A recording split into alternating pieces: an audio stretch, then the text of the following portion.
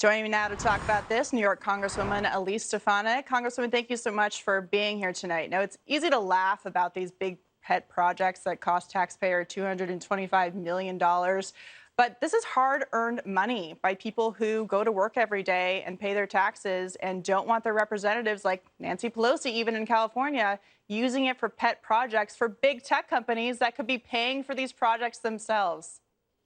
That's exactly right. And let's keep in mind, Katie, that there's still $1 trillion left over that remains unspent from the bipartisan COVID relief packages that we passed in the last Congress. Democrats did not negotiate in good faith with President Trump. They waited until after the election, and now the American people are seeing the results. They have proposed a $1.9 trillion package that is littered with pork barrel spending, that is littered with special interest projects. Only 20% of the bill is even focused on COVID relief, and less than 10% is focused on public health.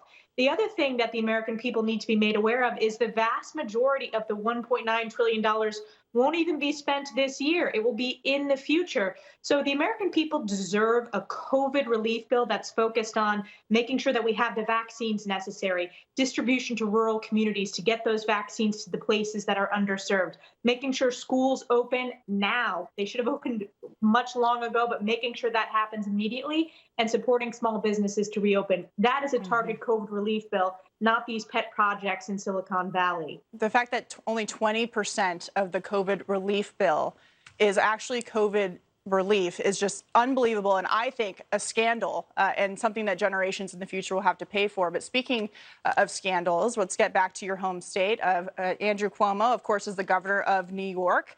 We had Attorney General nominee Merrick Garland on Capitol Hill today, and he was actually asked about the looming scandal and potential criminality of Governor Cuomo's actions. Let's take a listen, and then I'll get your response. With all of these investigations, the Justice Department is open to evidence of fraud, false statements, violations of the law. They normally begin in the appropriate way in the relevant U.S. Attorney's Office. I don't know any of the facts, but I can guarantee you that somebody with a conflict of interest will not be the person running an investigation of any kind. You know a lot of the facts. You've called for criminal investigations of the governor. What is your response to the Attorney General nominee's answer today? My response is he is not fit to be the Attorney General because he's not reading the basic news.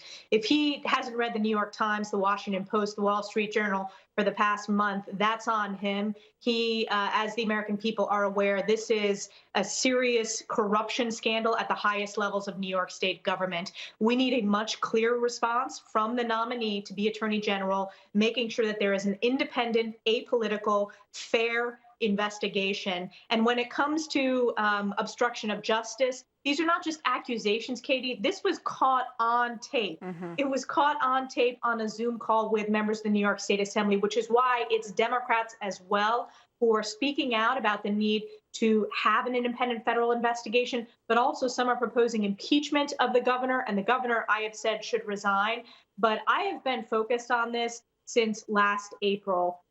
Hearing from families who have lost loved ones. They deserve answers, and they deserve a commitment from the Attorney General nominee that this will be an independent investigation, and he better get up to speed quickly because that answer is not good enough for the American people.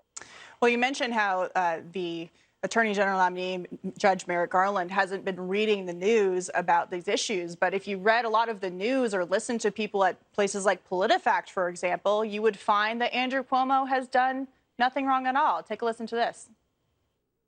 I think the situation in New York is really complicated. The heart of the matter goes back to last year when the state was asking nursing homes to take in patients, COVID patients, who are ready to be discharged from the hospital. We don't see hard evidence that that made a significant difference in COVID deaths. Do you see hard evidence that he is responsible for a significant number of nursing home deaths? Yes, PolitiFact is a partisan, it's frankly just a partisan organization at this point.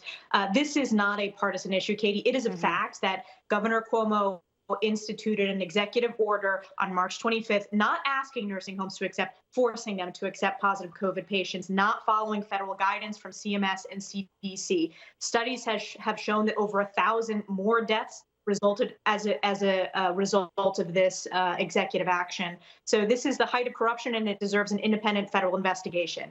Yeah, and it's also corrupt for people at PolitiFact to just repeat talking points from the governor's office when he's trying to get out of that corruption scandal. Congresswoman Elise Stefanik, thank you so much for joining us tonight. We appreciate it. Thank you.